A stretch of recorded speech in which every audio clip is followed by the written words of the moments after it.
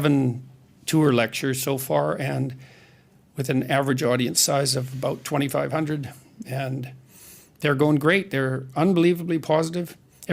Almost everybody dresses up, which I think is really cool. Really? Yeah, well, when I went out on tour in 2018, before I went out, I thought I wanted to do this like 100% right, or at least as close to that as I could manage. So I went out and bought some expensive suits, and I spent way more money on, this is one of them actually. You look great, by the way. Thank you, Okay. thank you. Way more money than I ever thought I'd spend on clothes, and I really felt quite bad about it. You know, I thought maybe it was an extravagance, but I thought, no way, man, I'm going to see if I can nail this dead on, and I'm going to be speaking to, 100,000 people. I'm going to look as sharp as I possibly can.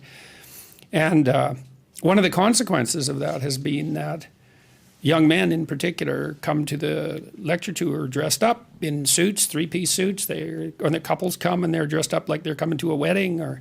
So that's really something. And why do you think that is? Is it because you set that they're standard? Sick of acting like kids. Okay. Our whole culture pushes the idea that teenage life, or even childhood for that matter, but teenage life is some sort of pinnacle, and then everybody dresses down so they look, especially men, they look like overgrown 10-year-olds, and there's something extremely demeaning about that. And so to provide people with the opportunity to dress up in a classic manner and to look like adults, to present themselves in that manner, there's something very attractive about that, because we haven't done that in our culture. That's been, I would say, downplayed in importance or for certainly since the 1960s. Who's to blame for that? Because you recall, anytime you would fly in an airplane, if you see old school pictures, people were dressed in three-piece suits to go on an airplane. This is in the 60s, I assume. And then now you see someone like Mark Zuckerberg wear a T-shirt to give a speech in front of a TED Talk or something like that. So well, who's to blame for this dress some down? of it's just fashion. Fashion moves around, and it usually drifts from the top down. And so when formality becomes the norm, but that drifts down, say, to the working class, then the upper class thinks, well, we can't do that because that would, associate us with the unfashionable people. And then they dress down. And so then that drifts down the hierarchy. And so there's some of it's just fashion, but a lot of it too is this idea that this sort of reflexive, rebellious attitude that anything that violates traditional norms, or even anything that's associated with patriarchal oppression and adulthood, is to be eliminated in favor of what's hypothetically a more free individuality. But it's not, because everybody looks the same. I was in Washington 4 or 5 years ago, maybe longer than that. It's probably longer than that, when I first went in the summer. And one of the things that really struck me, all these people wandering around these great monuments, is all the men looked like overgrown 10-year-olds. They looked exactly like their kids, except they were bigger. They looked like they'd been inflated with a bicycle pump. And I thought, this is weird that adults are dressing like children, and not good. And so some of it's fashion, but some of it's also that. Is it exclusive in America? How about in Canada? What have you seen all over the world with this? No, I don't think it's exclusive to America. I think it was more noticeable to me in Washington, and I think that's when it really hit me, because Washington is, in some sense, a place of pilgrimage, and people from every class go there, and that's a good thing, and they should, from every economic class. And so it was like it was a real cross section of the total population, and that was one of the things that struck me quite bluntly.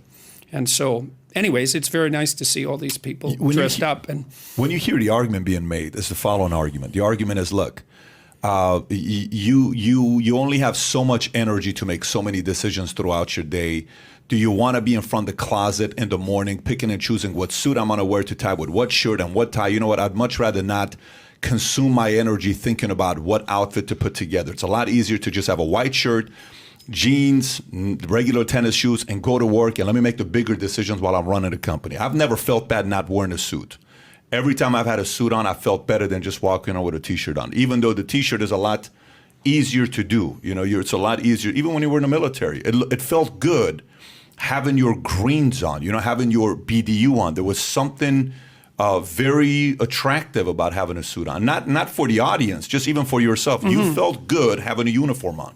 I don't know. Yeah, well, I talked to my father about this years ago, because he always wore a suit when he was a teacher. He's still alive. He's a teacher, and he always wore a suit. And I asked him why one day, and he said, because it was his way of showing respect for the students. And I mean, I'm not saying that everyone who doesn't dress in a suit is being disrespectful, but there's something about outfitting yourself for the task at hand. And there's also something about attempting to put some effort into putting your best foot forward.